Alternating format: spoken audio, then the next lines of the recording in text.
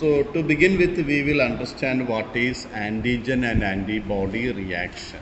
Here you can see that an antigen reacting with an antibody is known by the name antigen-antibody reaction. It's a specific immune response where antibodies bind to antigen to neutralize them. For example, a virus is entering your body, we call it as an antigen.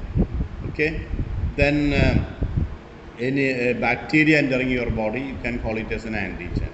So any foreign substance which are entering your body can be considered as an antigen.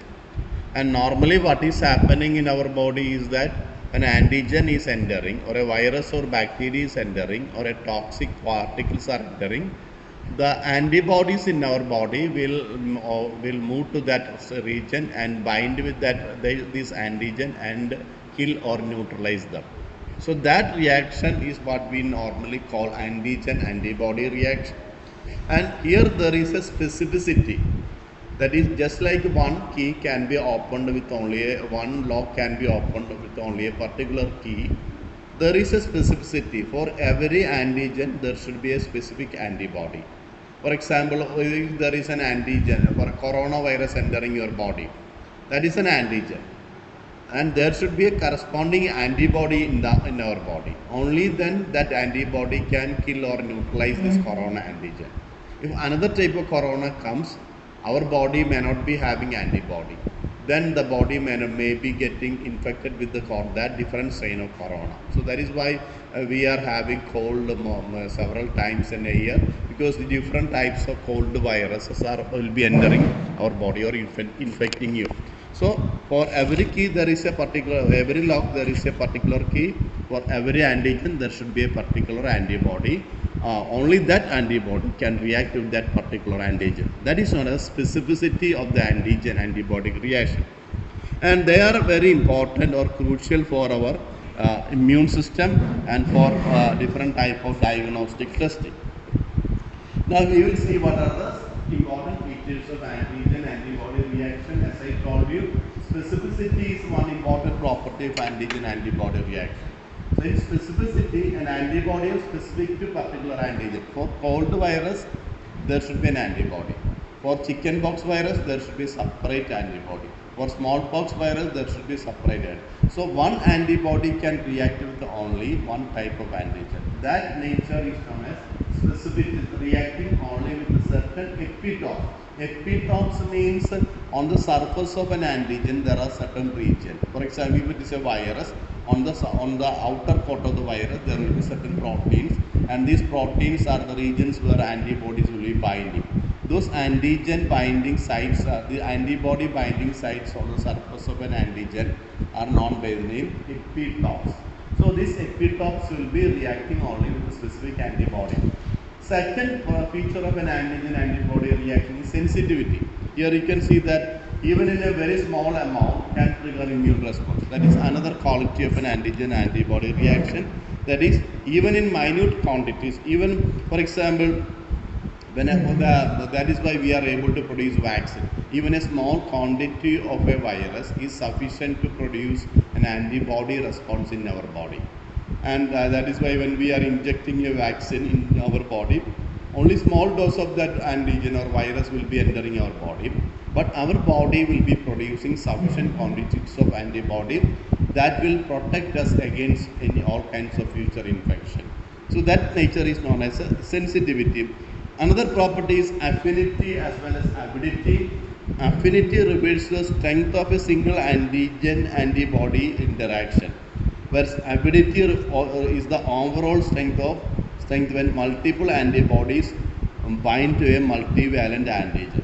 For example, some antigen can only attach to the one antibody. That attraction is known by the name affinity. Sometimes some antigens are multivalent. That means they can bind with more than one antibody. So in such a case, that attraction is known by the name avidity. Only one antigen and antibody, we call it as affinity. If it is more than one antigen and antibody, or several antigens are attaching with several antibodies together, that reaction is known as avidity. So avidity is present in multivalent antigen and multivalent antibody. If only one, we call it as affinity. If more than one, we call it as avidity. There are several types of antigen-antibody reaction, including precipitation, agglutination, neutralization, and complement fixation. So generally we know what is an antigen-antibody reaction. Antigen reacting with the antibody. There are four important properties of that: specificity, sensitivity, affinity, and avidity. Now we will see what are the different types of antigen-antibody reaction. The first one is a precipitation test. Here there is a precipitation test involved a reaction between soluble antigen and its antibody. Soluble means dissolved in the blood, dissolved in the plasma of the blood. So when an antibody, the precipitation involved reaction between soluble antigen and antibody leading to the formation of an insoluble complex. When an antigen which is dissolved in the blood and is reacting with another antibody which is also dissolved in the blood, but as a result of that reaction, they are forming an insoluble product which we can see it very easily. That reaction is known by the name a precipitation test. So when an insoluble antigen is reacting with a soluble antibody, an insoluble complex will be formed, which we can see with our eyes. Then we call it by the precipitation test. So this complex appears as a visible precipitate. Or for example, when you are doing this blood grouping, you are mixing a soluble antigen with a soluble antibody. But after some time, you can see that there are certain structures are formed, insoluble products are formed. So that kind of reaction is known as a precipitation test. Now, what are the steps involved when an antigen-antibody antibody are mixed in a suitable medium, just like we are doing this blood grouping? Optimal ratio. The precipitation occurs in the antigen-antibody concentration are in optimal ratio. That is, if only 1 ml of antigen is taking, we should not use more than 1 ml. Only equal amount of antigen and antibody should be there. If either is an excess, reaction may not occur or complex may remain soluble. So if, for example, when you are using 1 ml of antigen, we are using 5 ml of antibody solution, there will not be any proper reaction. So there should be a corresponding volume in both antigen and antibody. That is why we call it as optimal ratio. The next is agglutination. So in the case of precipitation test, remember the main point is that soluble antigen reacting with a soluble antibody, resulting in the formation of insoluble precipitate. So that is the point in the case of precipitation test. A similar kind of reaction is also here, agglutination test. Now the agglutination test is based on clumping or agglutination of particulate antigen when mixed with a specific antibody. It is used for dictating antibodies as well as antigen. Here also the idea is same. An antibody is reacting with an antigen. Now here we have two different types of agglutination. One is direct agglutination. Occurs when an antibody directly binds to antigen on the surface of cell. When antibody directly binds to antigen on the surface of the cell, as in the case of red blood cells or bacteria, causing visible clumping, then we call it by the name direct agglutination. Antibodies are directly attaching. And second case is passive agglutination. In this method, soluble antigens are attached to particles like latex beads. When antibodies are added, agglutination occurs as antibody causes beads to clump together. I will show you a picture of that. There are two different types of agglutination.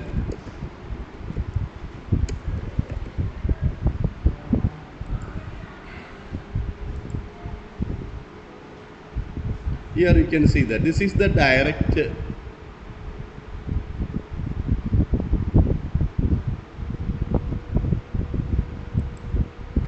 this is the picture of indirect agglutination test. See, this is the picture of an indirect agglutination test. Here what happens is that soluble antigens are attached to particles like latex beads. When antibodies are added, agglutination occurs as antibody cause beads to clump together. Here you can see that.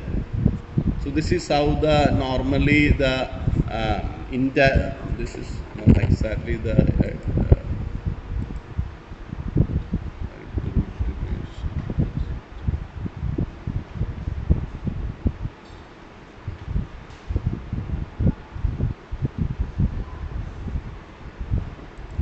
here also there is another picture.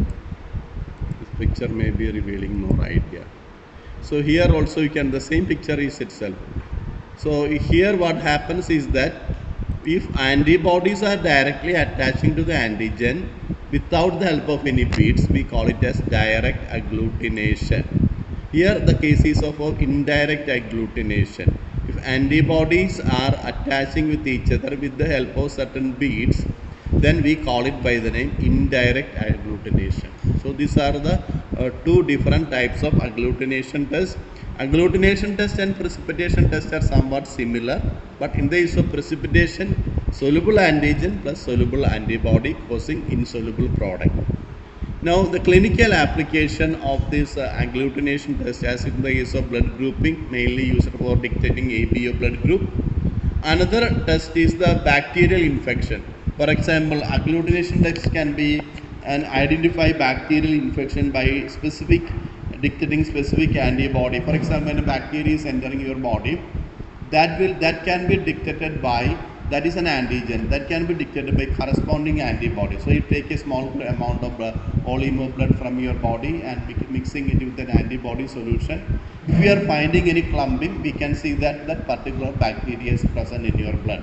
So that way, one advantage of agglutination is in blood grouping. Another advantage is, another use is in the dictating the infection caused by bacteria. Now another point is regarding Widal test. So here Widal test is a type of agglutination test used to diagnose typhoid fever caused by Salmonella typhi. Typhoid fever is a dangerous type of bacteria. When that bacteria is infecting you, it will be affecting your stomach and intestine, and that will be causing diarrhea, very high fever also. So that is the typhoid fever, and we are using this test known as a Widal test to dictate this typhoid. It detects antibody against Salmonella antigen. So there is a type of bacteria known as Salmonella typhi, which is responsible for the production of typhoid. So to detect that typhoid fever or detect this bacteria, we are using an antibody against this Salmonella typhi. It detects antibodies against Salmonella antigen like O antigen, H antigen, and for example, when Salmonella typhi is entering your body, that will be producing two types of antigen. One is O antigen as well as H antigen, and these antigens can be detected by Widal test. So it detects antibodies against Salmonella antigen, O and H antigen in a patient serum. So how the process is done, here you can see that we are mixing the patient serum with the Salmonella antigen. There will be agglutination and we will be checking the titer value. So the one limitation of this Widal test is that it sometimes gives false positive. That is, even within people who doesn't have typhoid fever, they may sometimes show positive result. So that is another false value. It may give false positive in people vaccinated against typhoid or previously exposed to Salmonella. For example, you are taking the blood of a typhoid patient, and you are checking it, then it will be giving a positive result. Sometimes the person may be vaccinated before. Sometimes that person may have typhoid earlier. In both cases, his or her blood will be containing O antigen and H antigen. Then when we are doing this Widal test, it may give false results. So that is one problem with the Widal test. So importance of Widal test is that Widal test is used for detecting typhoid fever and for detecting the presence of Salmonella typhi. Another type of test is VDRL. VDRL actually stands for Mineral Disease Research Laboratory, and a laboratory in America. VDRL means actually sexually transmitted diseases. So VDRL test is a non-treponemal test used to screen for syphilis. Nowadays you may not be knowing about syphilis, but during the time of Second World War, syphilis was an important disease, mainly a bacterial disease, affecting the reproductive organs mainly. That is why it is considered as a venereal disease or a sexually transmitted disease. It detects antibodies produced in response to cellular damage caused by Treponema pallidum. So that is the organism which is responsible for syphilis, the causative agent of syphilis, but not antibody specific to organism. So what happens is that it detects antibody produced in our body in response to cellular, for example, Treponema pallidum is entering your body or entering our body, that will be producing certain antibodies in our blood. Now, in the case of VDRL test, we are actually detecting these antibodies produced in our blood when syphilis pathogen is entering your body. We is not directly detecting the syphilis pathogen. Instead, it will be detecting the antibody produced in our body as a result of syphilis infection. Here also we can see the steps. Patient serum or cerebrospinal fluid is mixed with cardiolipin lecithin cholesterol antigen. That is the antigen. The flocculation occurs when antibody reacts with the antigen. Now there are positive tests when flocculation is visible under a microscope, indicating a possible syphilis infection. So here we are not directly detecting the syphilis pathogen. Instead, when syphilis pathogen like Treponema pallidum is entering a person's body, that will be triggering the formation of certain antibody. These antibodies are what we are detecting using this test known by the name VDRL test. Now here also there are certain limitations. Main limitation is that false positive. False positive can occur due to other conditions like pregnancy, autoimmune diseases. In such people, even if the syphilis is not present, they can give false positive result. So the test must be confirmed before the more specific test like FTAA or ABS, fluorescent treponemal antibody absorption test. So if VDRL test is considered positive, there is a confirmatory test. That test is known as FTA-ABS, fluorescent treponemal antibody absorption test. So that if false positive can be ruled out. So this is an idea regarding the second test known by the name VDRL test. Now coming to the third one, that is HIV test. HIV test is known by the name is Elisa test. Elisa means enzyme linked immunosorbent assay. That is a full form of Elisa. Enzyme linked immunosorbent assay is one of the most commonly used tests to detect HIV infection. So it is it's measure the presence of antibody against HIV or viruses. There are two types of method. One, when HIV antigen is entering your body, we can directly detect HIV antigen. Second method is that when HIV is entering your body, it will be producing a lot of antibodies in your body, which we can detect. So both methods are used. Types of HIV ELISA test. Antibody only ELISA. Detect antibodies to HIV in the blood. For example, HIV virus is entering, that is producing certain antibody. We are detecting this antibody using this kind of HIV test. So that is the first method, antibody only ELISA. It takes 2 to 8 weeks after the infection for antibody to be detectable. For example, when a person is infected, sometimes only after 2 months, the test can be conducted to prove that the person has come in contact with the HIV and HIV virus. So it takes only after 8 weeks, sometimes 2 weeks or usually 8 weeks, then only antibodies will develop in the patient's body. Second type is fourth generation ELISA, detects both HIV antigen and P24 antigen, allowing earlier detection as early as 2 to 3 weeks post exposure. So this is more quicker test fourth generation. That is why it is considered as a more advanced or a fourth generation ELISA. Advantage is that it has the capacity of detecting HIV antibody and another antigen known as P24 antigen produced by HIV virus. Both can be detected in the use of second type of ELISA known as fourth generation ELISA test. So the ability to detect P24 antigen makes the second test more reliable and more quicker. Then what are the process involved in this ELISA test? First one is the antigen coating. Is that I will show you a picture of how ELISA is normally conducting that.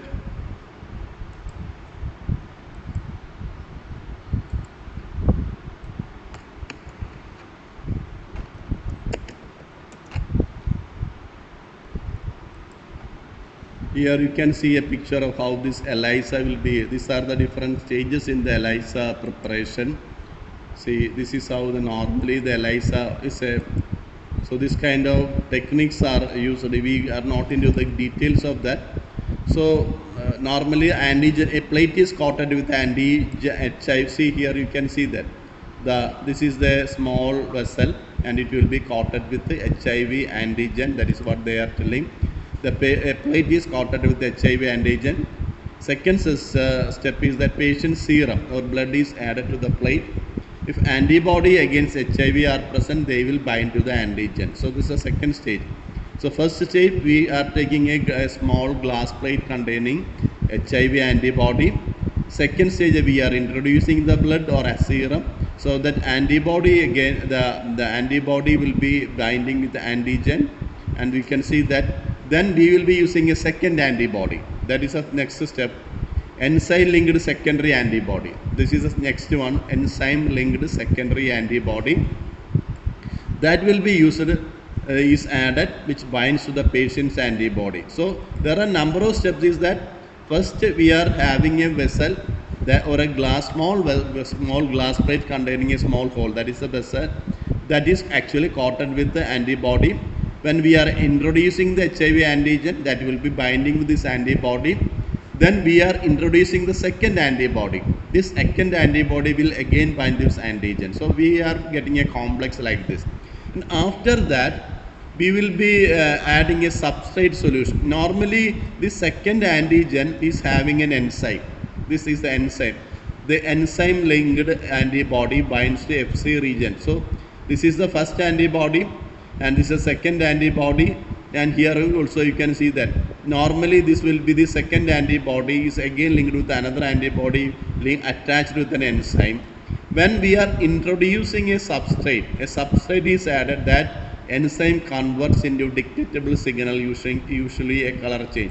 So here there is an enzyme is there. When we are introducing a substrate solution, if it is colorless solution, that will be converted into a colored solution by the action of this enzyme. That we can detect using this enzyme, this the ELISA. So this is the basic idea in the use of ELISA test. Here also you can see maybe some other pictures are there. See here also this is another thing. Same idea is shown in a different way. See, antigen linked with the first antibody, linked to the second antibody. Usually the second antibody will be carrying an enzyme. That enzyme will be converting a colorless substrate into a colored product, which the color of the colored product we can detect using different types of instruments. So this is known as the ELISA. So this is the basic idea in most of the ELISA technique. So this is known as the ELISA. So primary purpose of ELISA is to detect the HIV test. In different other types of antigens also we are using this HIV ELISA test. So a positive ELISA must be confirmed with another test such as Western blot test or nucleic acid test. And because ELISA may give false positive. So that is one problem with most of the antibody tests. Even if the antibody is not actually caused present, sometimes it gives false positive result. So that is the problem.